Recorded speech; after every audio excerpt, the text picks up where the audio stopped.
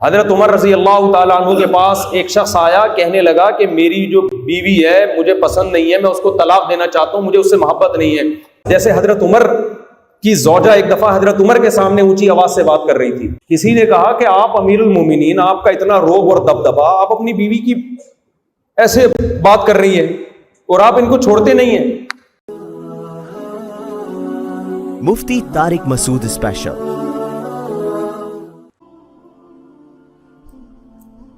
दूसरा एक मसला क्या है, आजकल ये केसेस बहुत ज्यादा आ रहे हैं, ये खूब अच्छी तरह समझो। जालिम मर्द भी होता है, जालिम औरत भी होती है। मेरा मकसद इस बयान से मर्दों को सपोर्ट करना नहीं है, हरगिज, ये खूब समझ लें। जुल्म दोनों तरफ से होता है, कभी मर्दों की तरफ से, कभी औरत की तरफ से। अच्छा, आजकल कानून सपोर्ट कर रहा है औरत को बहुत ज्यादा। मर्द जुल्म कर रहा हो, उसका हल कानून के पास भी है। कानूनन औरत अपना हक ले सकती है और हम इस कानून को सपोर्ट भी करते हैं। बिल्कुल ऐसा ही होना चाहिए। अगर मर्द जुल्म कर रहा है तो औरत को यह राइट होना चाहिए कि औरत अपना हक कोर्ट से ले, बिल्कुल सही है। लेकिन अगर जुल्म औरत कर रही हो तो मर्द के पास कानूनी राइट, बोलो ना, नहीं है। इसलिए इस पर बोलना पड़ता है कि औरत जुल्म कर रही है तो आप क्या करोगे? भाई क्या हो गया, समझ में नहीं आ रही बात? तो मैं आपको एक टेक्निकल तरीका बताता हूं। औरत जब जुल्म करती है मियां के ऊपर, बाज औरतें जो मेरा बयान नहीं सुन रही, उनमें बाज औरतें ऐसी हैं जो करती हैं जाते हैं, तो याद रखो उसके भी कुछ तरीके हैं उस जुल्म से बचने के, लेकिन वो मैं आपको छांव में बताऊंगा, वो मैं आपको पब्लिकली नहीं बता सकता। वो कहां बताने के हैं? छांव। आज एक साहब की बीवी जो उन पे बहुत जुल्म कर रही थी, उनको मैंने छांव में एक मशवरा दिया। कुछ ऐसे तरीके भी हैं। औरत के लिए तो बहुत आसान है, मर्द जुल्म कर रहा है उसको तो हम 2 और 2 4 की तरह गाइड कर देते हैं। वकीलों का नंबर भी है मेरे पास, मैं दे देता हूं, इस वकील से राब्ता करो, तुम्हारे मियां के चित्रौल लगवा देगा इंशाल्लाह, तबीयत से। तो उसको भी हम सपोर्ट करते हैं, ऐसा नहीं है कि एक तरफा। लेकिन अगर औरत मर्द पे जुल्म कर रही हो ना, तो फिर मेरे पास किसी ऐसे वकील का नंबर नहीं है जो बीवी के जो शौहर पे जुल्म हो रहा हो ना, उससे मियां को बचा ले, क्योंकि लॉ उस सूरत में शौहर को सपोर्ट, बोलो नहीं, उसकी ऐसी की तैसी कर देता है, बर्बाद हो जाओगे।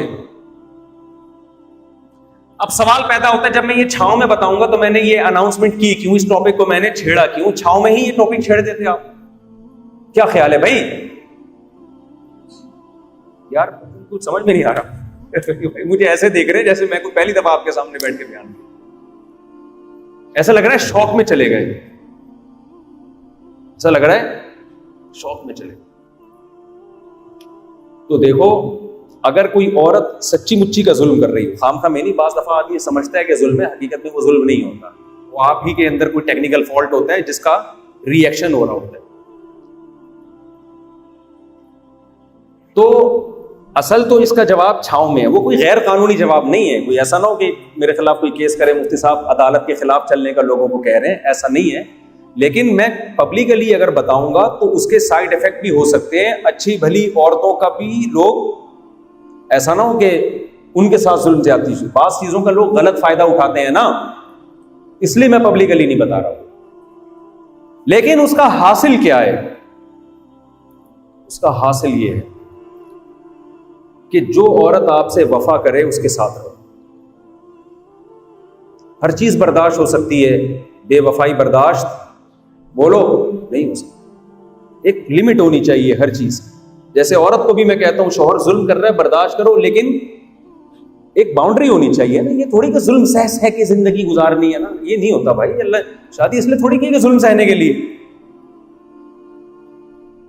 उस सूरत में आप ये फैसला करो कि बड़ा नुकसान किस में है, रहने में या इससे डिवोर्स लेने में। औरत को मैं मशवरा देता हूं, डिवोर्स लेने में अगर कम नुकसान है तो भाई ले लो इससे डिवोर्स, और अगर डिवोर्स लेने में ज्यादा नुकसान है तो ये कम नुकसान को क्या करो, बर्दाश्त करो, मखंचू को बर्दाश्त करो। इस पे पूरी दुनिया चलती है, उसूल शरीयत का भी यही है। फिर ये नहीं हम मशवरा देते कि लाजमी बस जो मर्जी करता रहे बर्दाश्त ही करना है, इस तकल्लुफ की बिल्कुल भी जरूरत बोलो नहीं। फिर कंपेयर करना है कि रहने में ज्यादा नुकसान है या अलहदगी में, बशर्ते के जालिम भी हो। जालिम नहीं है फिर नहीं, अच्छा भला मियाँ, ऐसा ना हो कि आप सोचे कि ठीक है इसमें कोई नुकसान नहीं है लेकिन तलाक लेने भी एक्चुअली कोई नुकसान नहीं है। ये नहीं होता, इसका ये मतलब नहीं है। ये एक्चुअली जो है ना, ये थोड़ा साइड पे रख दें। अगर कोई बड़ा जुल्म नहीं है तो निभाह ही करना है। मर्द के लिए भी हुक्म ये है कि सॉफ्टवेयर इंस्टॉल निकाल रहा हूं ना पुराने वाले, उसमें भी यही है कि देखो लड़कियां मार्केट में कम नहीं है, उन औरतों से निकाह करो जो घर बसाएं। या तो होता ना खवातीन सबको मियाँ मिल चुके हैं, सब अच्छी जिंदगी गुजार रही हैं और चलो ये मुझे एक यही मिली है तो अब ये वफा करे ना करे बर्दाश्त करूंगा। भाई आपको अल्लाह ने सिर्फ 4 का ऑप्शन दिया है, तो उन 4 का घर बसाओ जो रहना चाहती हैं। समझ में आ रही है बात? अगर आप उन 4 को इग्नोर करके एक औरत पे सारी जिंदगी बर्बाद कर दोगे जो आपके साथ रहना नहीं चाहती, तो मैं समझता हूं ये उन औरतों के साथ जुल्म है जो घर बसाना चाहती हैं। नहीं आई मेरा ख्याल बात। यार देखो, कोई वैकेंसी आई किसी भी इदारे में, कोई भी अच्छा इदारा है जहां अच्छी तनख्वाह मिल रही है, अच्छी पोस्ट, तो उसमें क्या है कि वैकेंसी के लिए सीटें कम हैं और अफराद उसमें अप्लाई करने वाले ज्यादा हैं। अच्छी तरह समझे इस बात। तो आप ना अहलों को दोगे या अहल को दोगे? अगर कोई ना अहल चल नहीं पा रहा, आप उसको ये सोच के नहीं निकालते कि यार इसका नुकसान होगा, तो भाई नुकसान तो इसका भी होगा और जो अहल हैं उनका भी हो रहा है।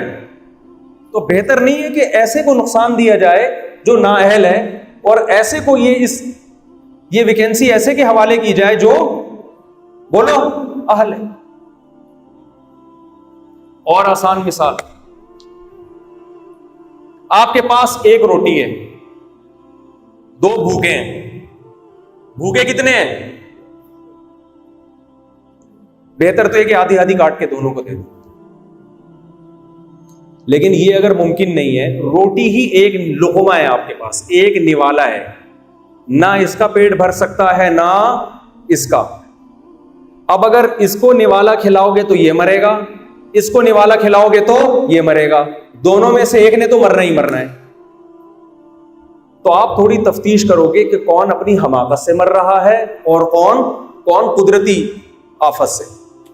इसकी जब तहकीक करी, पता चला कि इसने कमाने की पूरी कोशिश की है, बेचारे को रोजगार मिला ही नहीं, लिहाजा भूख से मर रहा है। इसके बारे में तहकीक की तो पता चला कि इसको तो 20 दफा मुलाजमत मिली है, कमबख्त सुस्त काहिल मुलाजमत करता ही नहीं है, अपनी हमाकत से मर रहा है। नुकसान दोनों का है, लेकिन ऐसे मौके पे जब टुकड़ा एक ही आपके पास है तो आप किसको तरजीह दोगे? यार जो अपनी हमाकत से मर रहा है मरने दो यार, इसको बचाने की फिक्र ज्यादा करो। मर्द मार्केट में शार्ट हैं, औरतें बहुत हैं, आपके पास ऑप्शन कम है, तो ऐसी औरतों का घर बसाओ जो मियाओं के साथ रहना चाहती हैं, वफा करती हैं, कुर्बानियां देती हैं। उन औरतों पे टाइम जाया मत करो जो रहना ही नहीं चाहती, जो लालच करके और सिर्फ दौलत पे नजर है और किसी भी वक्त आपको बेच के खा जाए। वो बहुत से मर्द हम देखते हैं उन पे टाइम वेस्ट कर रहे हैं, सारे माल सारी सलाहियतें उन औरतों पे जाया हो रही हैं जिनमें वफा नहीं है, और जिनके अंदर वफा है, दीनदार हैं, शौहरों की अजमत को जानती हैं, वो मियां लेस घूम रही हैं। उनको मार्केट में मियां नाम की चीज मिल नहीं रही, क्योंकि जो चीज थी उस पे गलत औरत का कब्जा हो गया। मुझे ये बात बयान करते हुए डर भी लगता है कि अच्छी भली बीवियों को कोई लोग तलाकें देना ना शुरू कर दें कि बेगम आज तुम्हारे बारे में मुफ्ती साहब कह रहे थे। ये नहीं, खुदा का वास्ता, ये खुद से कभी कोई काम नहीं करना। हजरत उमर रजी अल्लाह ताला अन्हु के पास एक शख्स आया, कहने लगा कि मेरी जो बीवी है मुझे पसंद नहीं है, मैं उसको तलाक देना चाहता हूं, मुझे उससे मोहब्बत नहीं है। तो हजरत उमर ने क्या फरमाया कि क्या हर घर मोहब्बत की बेस पे चलता है? घर मोहब्बत की बेस पे नहीं, घर तरजीहात और कुर्बानी की बेसिस पे बीवी और गर्लफ्रेंड में ये फर्क होता है। तो मैं आपको खुदा न ख्वास्ता तलाकों की तरगीबें नहीं दे रहा कि बर्दाश्त तो करना ही करना है, लेकिन मैं ये अर्ज कर रहा हूं कि कितना करना है। ऐसा ना हो कि आपको चूंकि आपकी बीवी से मोहब्बत नहीं, आपने कहा चलो फारिग कर दो। ना ना ना ना ना, घर जब तक उस वक्त तक नहीं चलता जब तक इंसान दूसरे को अपनी जात पे तरजीह बोलो नहीं देता। वो तो बर्दाश्त करना पड़ेगा आपको, कोई भी दुनिया में सही नहीं होता। लेकिन मेरा मकसद, जैसे हजरत उमर की ज़ौजा एक दफा हजरत उमर के सामने ऊंची आवाज से बात कर रही थी। किसी ने कहा कि आप अमीरुल मोमिनीन, आपका इतना रोब और दबदबा, आप अपनी बीवी की ऐसे बात कर रही है और आप इनको छोड़ते नहीं है। देखो ज़माने जाहिलियत में हजरत उमर का क्या रोब दबदबा था, और इस्लाम लाने के बाद भी। मगर घर में बीवी ऊंची आवाज से बात कर रही है, लोग मशवरा दे रहे हैं कि आप अमीरुल मोमिनीन, आपका ऐसा रोब और आपकी बीवी आपसे ऊंची आवाज से बात कर रही है, तो छोड़ दें इसको। हजरत उमर क्या फरमाते हैं, मुझे इससे इतने फायदे हैं कि उन फायदों, उसका मफहूम मैं बयान कर रहा हूं अपने अल्फाज में, उन फायदों की बेस पे ये बदअखलाकी मैं बर्दाश्त करूंगा। मफहूम ये वो बहुत सारे फायदे जो इंसान औरत से उठाता है, बच्चों की माँ है, घर में खिदमत कर रही है, रिश्तेदारी जोड़ने का जरिया बन रही है, वो बीसियों फायदे गिनवाए जा सकते हैं। तो ये मतलब नहीं है कि कोई औरत में कोई ऐब हो तो आपने जाके छोड़ देना है उसको। ना ना ना, मेरा मकसद है कि अगर वो हद से तजावुज हो रहा है मामला, जो बेसिक चीजें हैं मियां बीवी के, जो खास जिनकी बेस पे एक एग्रीमेंट हुआ है, उसी की लिमिट क्रॉस हो रही है, तो भाई उस पर अपना टाइम जाया करने की जरूरत बोलो ना नहीं है। अल्लाह ने आपको वसाइल दी, बहुत दुनिया में ऐसी औरतों का घर बसाओ जो चाहती है मियाओं के साथ रहना। उनको घर चाहिए, उनको औलाद चाहिए, उनको वफा चाहिए,